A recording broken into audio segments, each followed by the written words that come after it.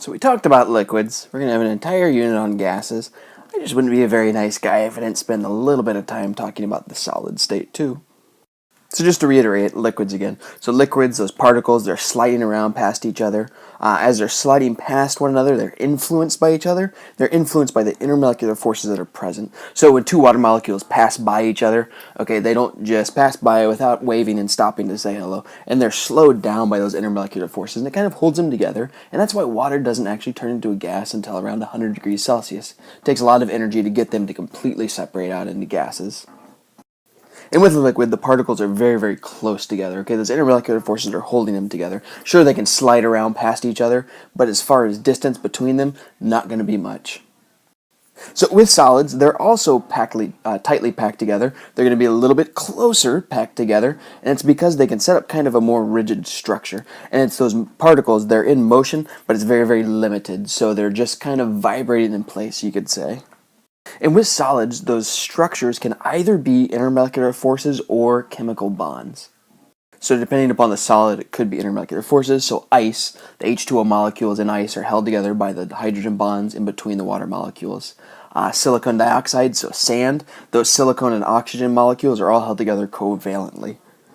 Right, there's two types of solid. There's amorphous solids and then there is crystalline solids. So an amorphous solid looks kind of like this right here. So the molecules are tightly packed together. They're kind of vibrating back and forth, but they're not really in a nice, rigid, defined structure. It's more of a random arrangement. So this would be like if we just took a cup and we poured a bunch of BBs inside of it. They would just fall into place and it would be a very, very random mixture. So nothing organized whatsoever about it.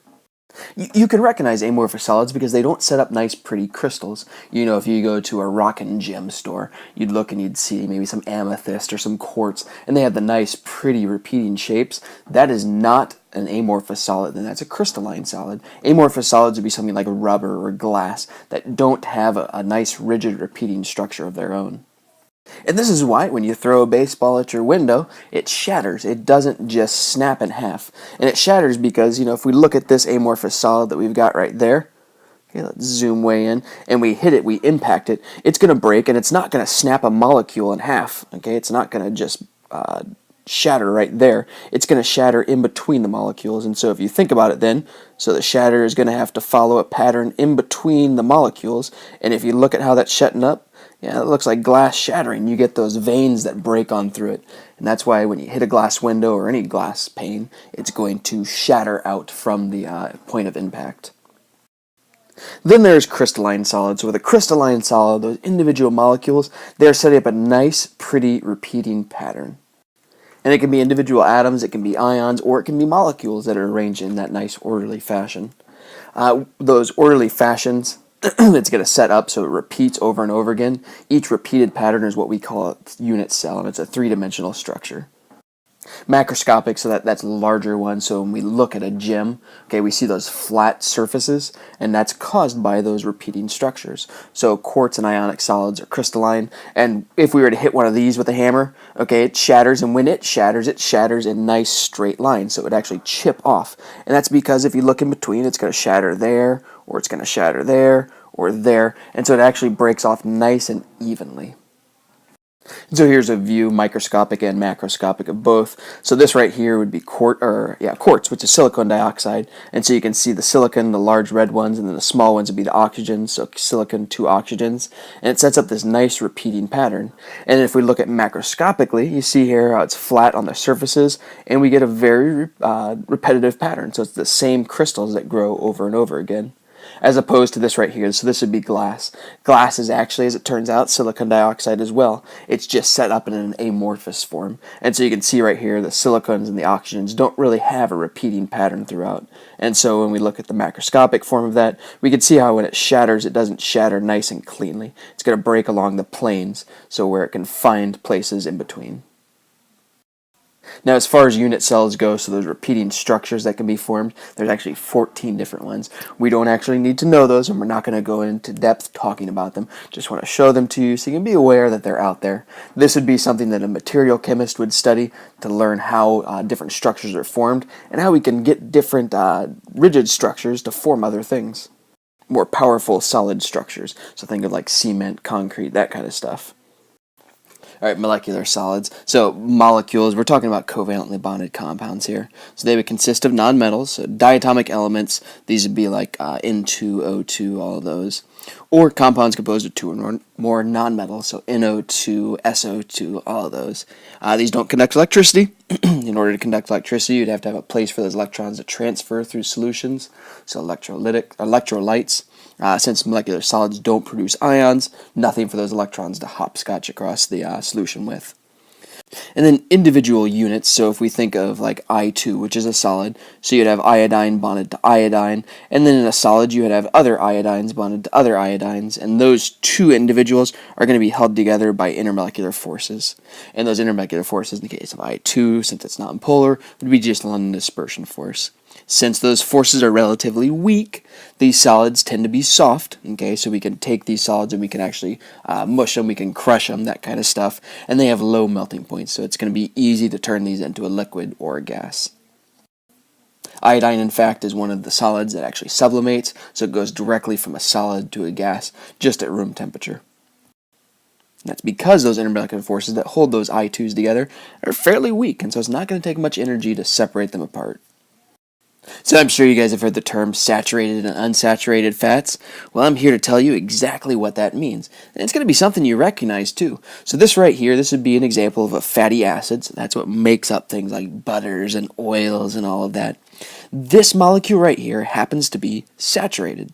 What makes it saturated is if you look at each of these carbons, it has all of its bonds taken up by hydrogens or other carbons. There is no double bonds in this chain right here. So that means each carbon is saturated. It's got its full capacity of bonds. As opposed to this one right here, okay, it's got a double bond. That double bond means that these two carbons are not saturated. They have to share more than one pair of electron with a different carbon. This would be a saturated fat. This would be an unsaturated fat.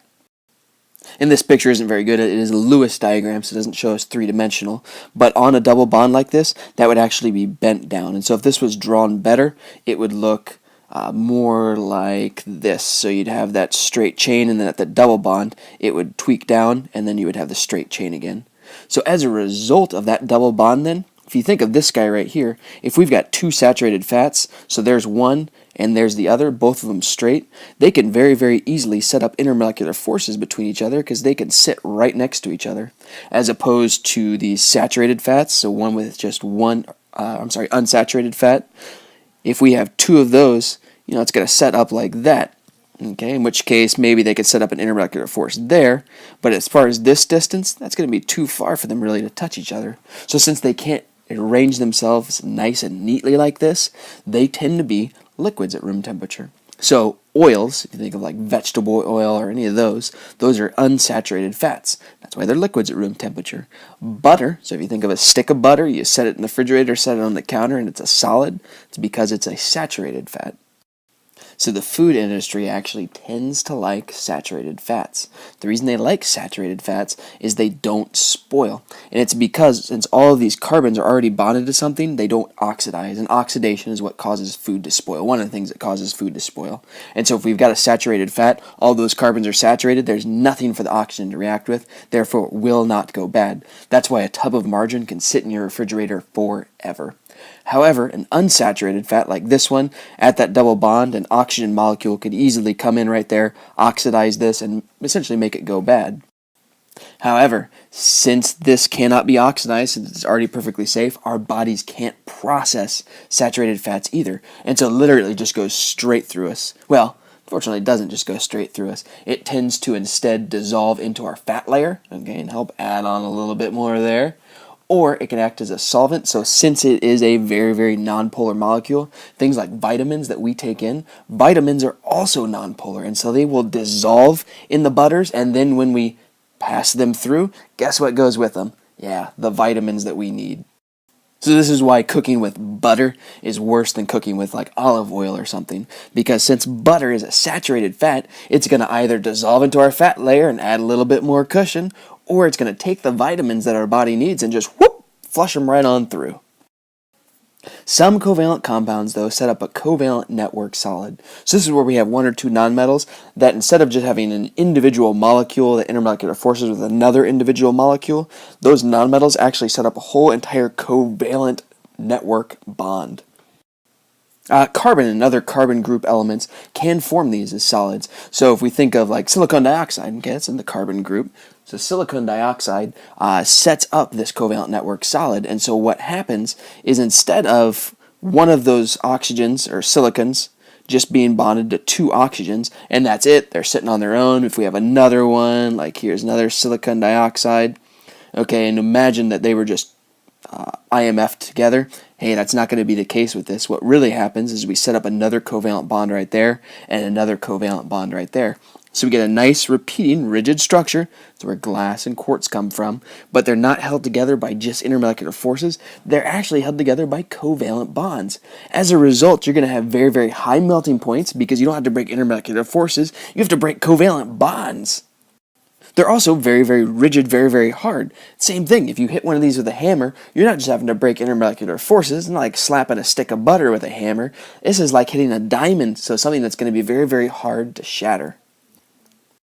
Carbon, which makes up diamonds, does this exact same thing. So the carbon molecules actually bond to other carbon molecules, which bond to other carbon molecules, which bond to others and others and others, and it just keeps repeating and repeating. And depending upon the pattern that they set up when they repeat this structure, it can be either a diamond, it can be graphite that makes up your pencil, it can be carbon fiber that makes really, really lightweight bicycles, so that can have different covalent networks.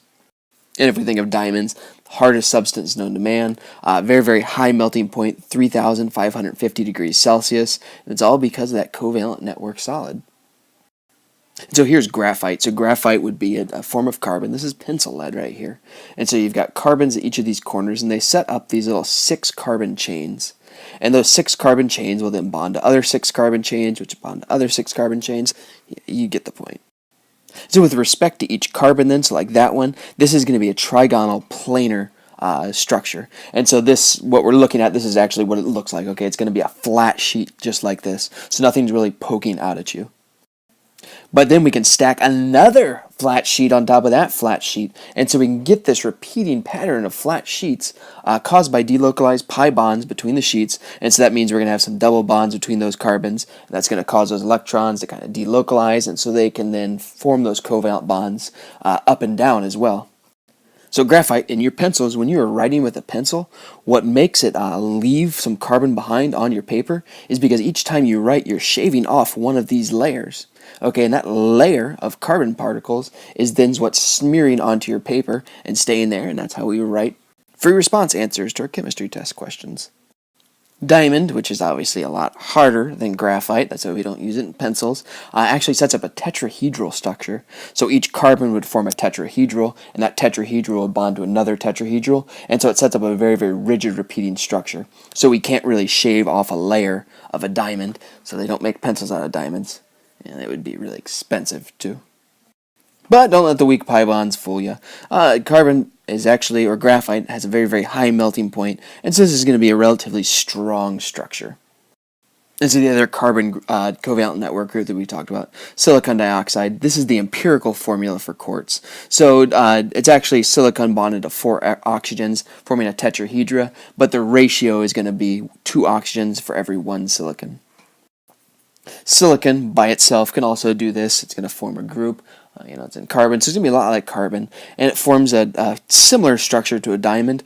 Silicon, though, is a very, very popular, very important semiconductor we're going to talk about when we get into class.